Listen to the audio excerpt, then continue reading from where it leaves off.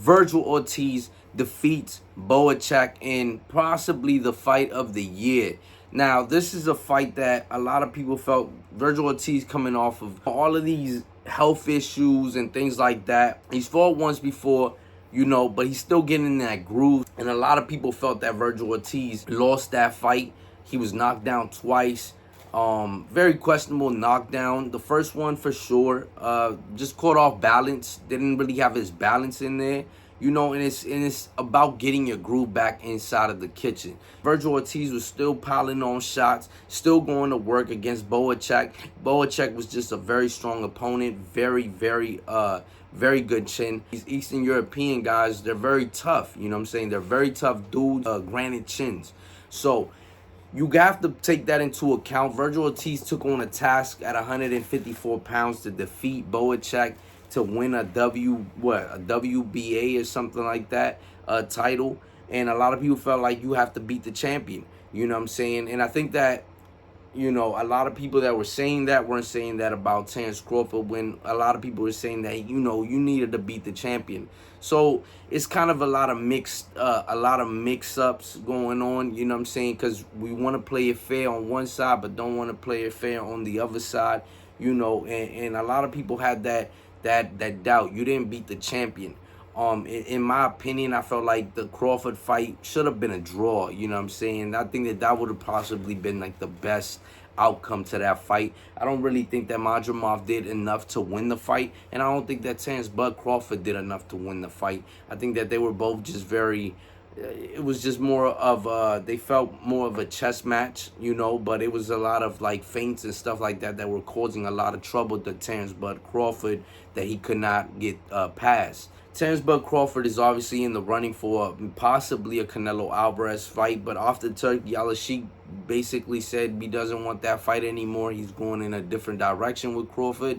Vergil Ortiz is now next in line, and that could potentially be a fight that we could possibly see down the line. And I think that Vergil Ortiz in that matchup does very well. I don't think that Terence Crawford has the granite chin that Boacek has, and I think that he's gonna get caught with something big that Vergil's possibly gonna be detrimental to Terence Bud Crawford. I think yes, Terence Crawford has very good footwork, and Vergil Ortiz's footwork is not the best, not elite level footwork. But I think that if he gets inside and he touches Terence Crawford, he's very dangerous, and I think that he could potentially put Terence Crawford down. I think that he has a couple things that he could put inside of that ring that could be able to defeat a guy like Terence Crawford. Terence Crawford is on the older side. He's on his way out of the sport of boxing, and Vergil Ortiz is the young, hungry lion who looked vulnerable at times in that last fight. The second knockdown wasn't like something huge in my opinion. I thought that the second knockdown was just, he was trying to throw a shot off balance. If you're playing it fair, it was a knockdown, right? Because he did get caught with the punch. So it was just it wasn't a real knockdown, right? It was just more of a, that's how the rules are, and you got to go by the rules. You can't play this unfair. It has to be fair, even playing field. And I mean, I thought that was really good. The first knockdown, I thought that how you going to call it in the fifth round? You couldn't review that. There's a replay for a reason. You should have replayed that and been had that in there. But other than that knockdown, I mean, Boacek was putting in work too. And it just depends on what side you were really watching. The two knockdowns were obviously very monumental in that fight, because now when you go back and you replay it, obviously you're going to see those two knockdowns. So a lot of people are going to feel like, yo, Vergil didn't win this fight. Vergil could have done more.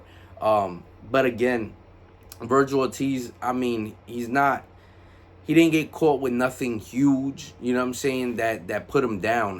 The power shots that he actually got caught with, he took them very well. Like, it wasn't like, oh, this dude, has no chin, this and that. Because he got caught with big-ass shots throughout the fight. These Eastern European dudes aren't here to play, They're here to hit, you know what I mean? And that's what Vergil Ortiz did. He stuck to his game plan for the most part. Robert Garcia, sometimes he gets a little, but I mean, I thought that the corner did pretty well.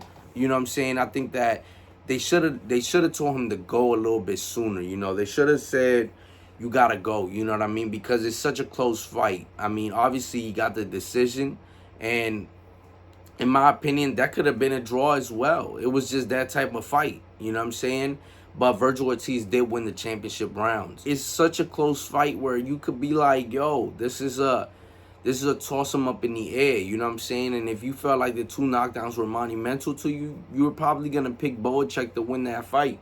But it could have been a very good draw at the end of the day, you know what I'm saying? Vergil Ortiz did finish strong, though. I thought that he won all those championship rounds, and he needed them, right? Because if he didn't win that, that was it.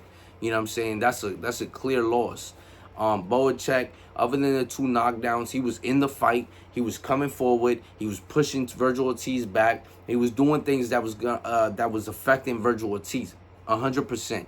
The ring generalship, it was very back and forth, but you could see Boacek was more pressure, more front foot, and he wasn't getting pushed back. I remember Robert Garcia even saying, yo, you got to push him back, you know what I'm saying, and make him fight backwards, you know. But he's a tough dude with a granite chin. I mean, this is only a learning experience for Vergil Ortiz, you know what I'm saying? This is a fight at 154 pounds. He's getting acclimated to this weight, and so he's still getting into that groove, you know what I'm saying? So, I mean, I don't put nothing past them. These dudes are very good fighters at the end of the day. And I think that a matchup against Terence Crawford is the perfect matchup for Vergil Ortiz. I think that it just plays so much into his style. I think that he could do a lot of things inside of the ring with Terence Crawford.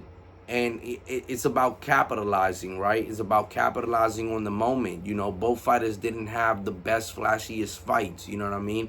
The best fight of that night was on a different network. You know what I'm saying? And that was the Venado Lopez versus Angelo Leo.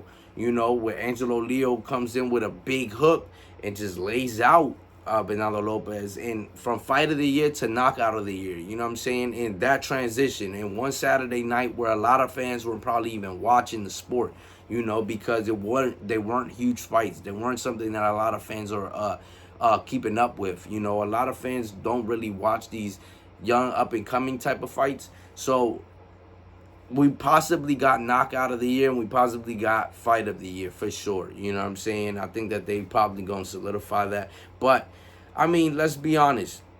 Vergil Ortiz versus Terence Crawford is going to make a lot of money. You know what I'm saying? And Turki Al-Sheikh is obviously, he wants to make those big fights. So a Vergil Ortiz fight will be great for the future. You know what I'm saying? Against a Terence Crawford, what's next for Terence Crawford? You know, there's really no clear-cut indication where he's going to go next, especially when Turki Al-Sheikh closed that window for him about fighting Canelo Alvarez. He closed that off completely. He said, we're not fighting Canelo Alvarez no more. So what Turki says goes, you know what I mean? And I think that that's what we're starting to see in the sport of boxing.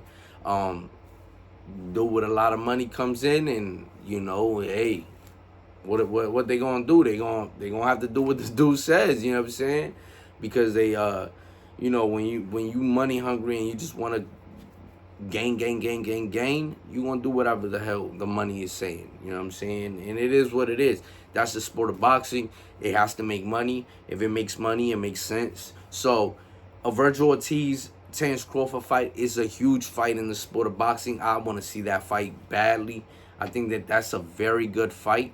I think that going up for Crawford, Canelo Alvarez is obviously going to give him so much trouble. He's going to... I think that that's his deathbed. You know what I'm saying? I don't think that he ever fights after that fight. I think that it's going to take a toll on Terence Crawford, especially when you got to pick yourself up off the canvas. You know what I'm saying? And like I stated, that's a clear Amir Khan fight. You know what I mean? Like that fight right there, that's a clear Amir Khan fight. You know what I mean?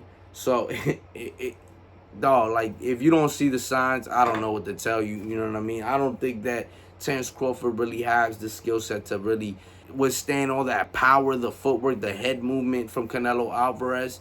I think that, yeah, maybe Canelo Alvarez is a little slower than maybe a Madrimov. You know what I'm saying? But he's still going to have head movement. You're not going to be able to touch him.